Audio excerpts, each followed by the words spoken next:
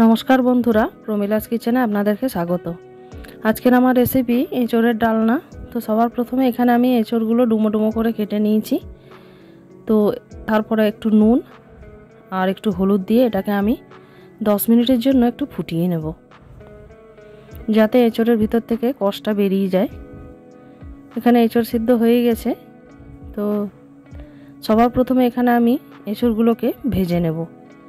एटाके जल थेके तुले आमी छेके रेखेछिलाम। एबारे एगुलोके खूब भालो करे भेजे नेब। तो तार जोन्नो एखाने आमी सामान्य एकटुखानी नुन और एकटु हलुद दिए एँचोड़टाके खूब भालो करे भेजे नेब।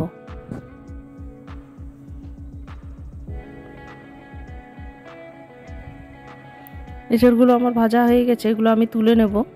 एबारे आमी ओई तेलेर मध्येई एकटा आलू केटे रेखेछिलाम, आलूटाकेও खूब भालो करे नुन और हलुद दिए भेजे तुले राखबो।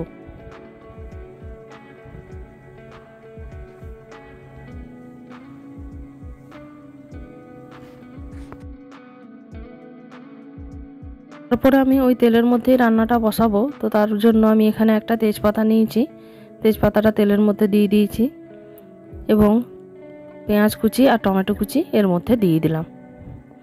পেঁয়াজ আর টমেটোটা খুব ভালো করে ভাজা হয়ে গেলে একটু নরম হয়ে আসলে এর মধ্যে আমি যে আদা রসুনের মশলাটা করে রেখেছিলাম সেটা এর মধ্যে দিয়ে দেব।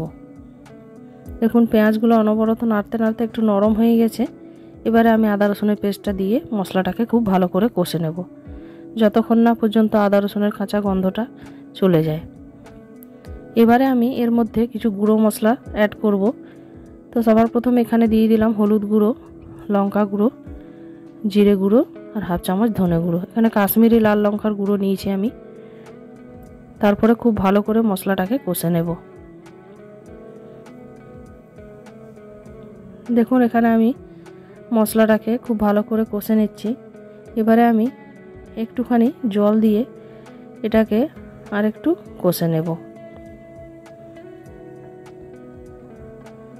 মশলাটা কষা হয়ে গেলে যে এঁচোড় আর আলুগুলো ভেজে রেখেছিলাম সেটা এর মধ্যে দিয়ে আবারও আমি খুব ভালো করে সব কিছুকে কষে নেব।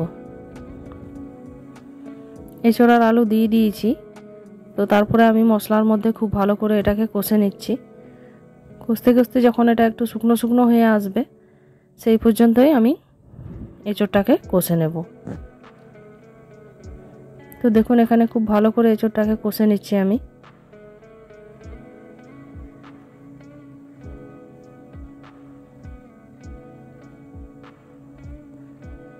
আপনারা দেখতেই পাচ্ছেন এখানে এঁচোড়টা কষা হয়ে গেছে। তো তারপরে এখানে আমি সামান্য একটুখানি নুন আর হাফ চামচ মতন চিনি এর মধ্যে দিয়ে দেব। তারপরে আবারও খুব ভালো করে কষে এর মধ্যে অল্প একটু জল দিয়ে দেব। জলটা দিয়ে একটু নাড়াচাড়া করে আবারও একটু জল এর মধ্যে আমি অ্যাড করে এটাকে লো ফ্লেমে রান্না করব।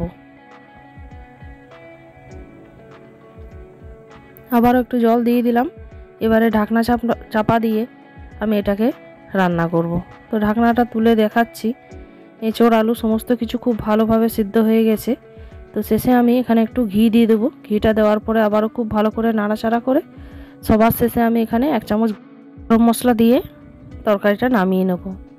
আমার এই এঁচোড়ের ডালনা রেসিপি যদি আপনাদের ভালো লাগে অবশ্যই একটা লাইক করবেন, কমেন্ট করবেন এবং সাবস্ক্রাইব করে আমার পাশে থাকবেন।